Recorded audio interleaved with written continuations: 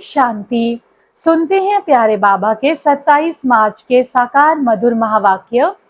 आज बाबा कहते हैं, मीठे बच्चे, तुम्हारा मुख अभी स्वर्ग की तरफ है। तुम नरक से किनारा कर स्वर्ग की तरफ जा रहे हो, इसलिए बुद्धि का योग नरक से निकाल दो। हमारा मुख अभी स्वर्ग की तरफ है, तो नरक से किनारा करना है और स्वर्ग की तरफ अपना मुख करना है, अर्थात अपना मन बुद्धि का योग स्वर्ग से लगाना है। जहां जाना है उधर की तरफ बुद्धि योग लगाना है। प्रश्न है आज की मुरली का, सबसे ऊंची और सूक्ष्म मंजिल कौन सी है? उसे पार कौन कर सकते हैं? उत्तर है, तुम बच्चे स्वर्ग की तरफ मुंह करते, माया तुम्हारा मुंह नरक की तरफ फेर देती है, अनेक तूफान लाती है। उन्हीं तूफानों को पार करना यही है सूक्ष्म मंजिल। इस मंजिल को पार करने के लिए नष्टो मोहा बनना पड़े। निश्चय और हिम्मत के आधार पर इसे पार कर सकते हो। विकारियों के बीच में रहते निर्विकारी हंस बनना, यही है मेहनत। तो बाबा ज्ञान योग से हम बच्चों का मुंह स्वर्ग की तरफ करते हैं, लेकिन हमारे अंदर की माया, कमी, कमजोरियां फिर से हमारा मुंह नरक की तरफ फेर देती हैं। तो क्योंकि हमारे अंदर मन के संकल्पों के तूफान हैं, ये तूफान ही हमें पीछे धकेल देते हैं। बाबा कहता है, इन सारे तूफानों को पार करके मंजिल पर पहुंचना और नष्टो मोहा बनना, ये बहुत बड़ी मेहनत है ना। ये मेहनत कैसे कर पाएंगे हम, कैसे पार करेंगे इन तूफानों को? निश्चय और हिम्मत के आधार पर कि स्वयं भगवान मेरी जीवन नैया का खिवैया है। तो बाबा कहता, विकारियों के बीच में रहकर निर्विकारी हंस बनना, यही सबसे बड़ा चैलेंज है, यही सबसे बड़ी मेहनत की बात है। क्योंकि सब आत्माएं भी, विकारी आत्माएं भी हमारी ऑपोजिशन में खड़ी हैं। अपने मन के विकार तो हैं ही ऑपोजिशन में। तो शिव बाबा की याद, बाबा के ज्ञान से हमें निश्चय और हिम्मत के पंख लगाकर हर एक प्रकार के तूफानों में विजयी बनना है। गीत है आज की मुरली का, निर्बल से लड़ाई बलवान की, ये कहानी है दिए और तूफान की। तो मैं आत्मा दिया हूँ और ये माया, मेरे मन के संकल्प, विकल्प, व्यर्थ विचार, मेरे आसपास के लोग जो मुझे डायलिमा में डाल देते हैं, वो सब क्या है? माया के तूफान है। परिस्थितियां आएंगी, लोग ऐसे चैलेंज बनकर आएंगे, तंग करेंगे, लेकिन मुझे दीपक की तरह जलते रहना है। क्योंकि मेरे साथ कौन है? स्वयं सर्वशक्तिवान भगवान है। तो इसीलिए डरना नहीं, घबराना नहीं है।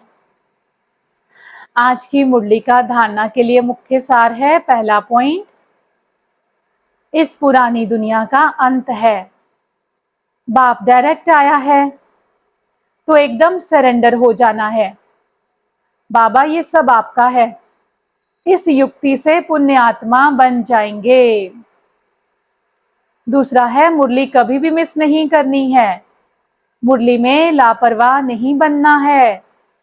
ऐसे नहीं, हमने नहीं पढ़ी तो क्या हुआ, हम तो पार हो गए हैं। नहीं, यह देह अभिमान है, मुरली जरूर पढ़नी है। बाबा कहता, मुरली कभी भी मिस नहीं करनी, क्योंकि रोज रोज की मुरली में बाबा नई नई डायरेक्शंस देते हैं, माया से लड़ने की नई नई युक्तियां बताते हैं, बाबा आत्मा के अंदर शक्ति भरते हैं। तो मुरली तो कभी भी मिस नहीं करनी। और ऐसे कहना कि अगर मैंने आज मुरली नहीं पढ़ी तो क्या हो गया, हाँ हम तो पार लग गए हैं। बाबा कहता, कोई भी पार नहीं लगा, ये तुम नहीं, तुम्हारे अंदर का देह अभिमान बोल रहा है। इसीलिए मुरली रोज पढ़नी है, कभी भी मुरली मिस नहीं करनी है। आज की वाणी का वरदान है, स्वयं को मोल्ड कर रियल गोल्ड बन, हर कार्य में सफल होने वाले स्व परिवर्तक भव। विश्लेषण है, बाबा कहते हैं, जो हर परिस्थिति में स्वयं को परिवर्तन कर स्व परिवर्तक बनते हैं, वह सदा सफल होते हैं।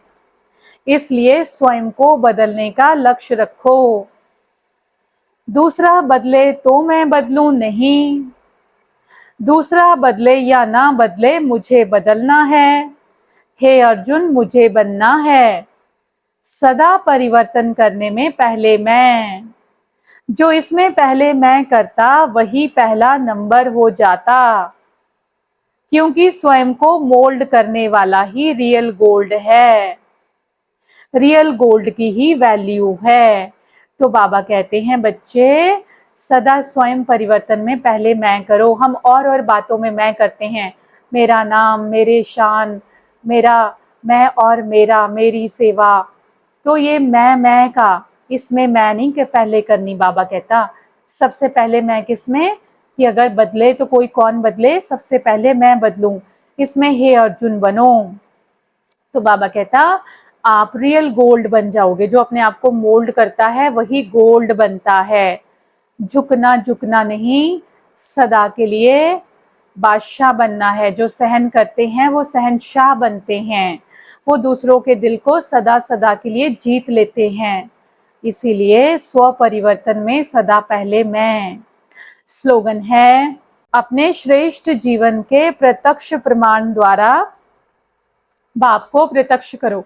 भगवान हमारे द्वारा कब प्रत्यक्ष होगा? जब हम भगवान के द्वारा दिया हुआ ज्ञान, उसकी शिक्षाओं पर चलेंगे, अपने जीवन को सुधारेंगे, तो बाबा हमारे द्वारा प्रत्यक्ष होगा। अव्यक्त इशारा है, बाप समान बनना है व बाप के समीप जाना है। तो अपवित्रता अर्थात काम महाशत्रु स्वप्न में भी वार ना करे। सदा भाई भाई की स्मृति सहज और स्वतः स्वरूप में हो।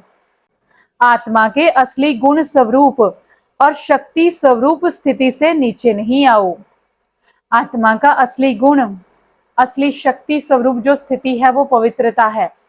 बाबा कहता अगर मेरे जैसा बनना चाहते हो, मेरे समीप आना चाहते हो, तो बाबा कहता स्वप्न में भी अपवित्रता काम विकार का संकल्प ना आए। सदा आत्मा भाई भाई की दृष्टि वृत्ति बनी रहे। आत्मा सदा अपने ओरिजिनल गुण में, शक्ति स्वरूप में टिकी रहे। हमारी पवित्रता की क्षमा सदा जलती रहे, पवित्रता सदा इमर्ज रूप में कार्य करती रहे।